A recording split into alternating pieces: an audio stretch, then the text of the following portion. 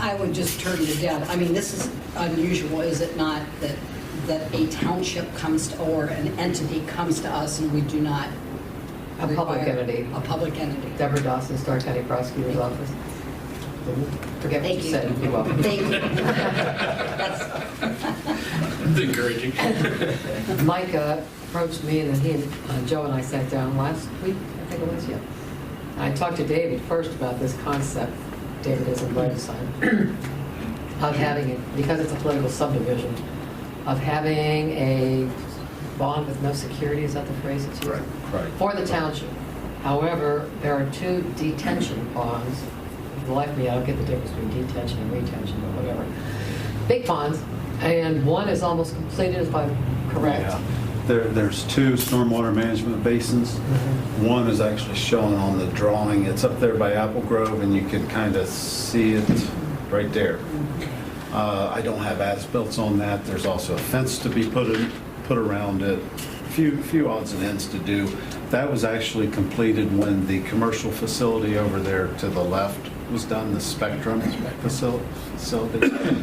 So, and then there's one to the south, and about where,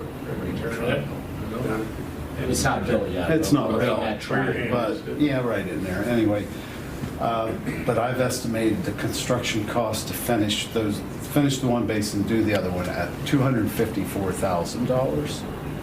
And the developer, I don't know if he's here or not. No, his representative called me, indicated he could not. I've never met him, so, but his representative has been Brian Ashman to me. And actually, Brian gave me an estimate of $260,000, but he had some other work in there, so I established $254,000. What I've told Brian was that work will need to be bonded. So this is going to be a little unusual. We're going to have two performance bonds. The one by Jackson Township and the one by Dressler Properties. And they don't have a problem with that. So Dressler Properties bond, I don't have it yet, but it will be secured by funds in escrow or, some kind of monies.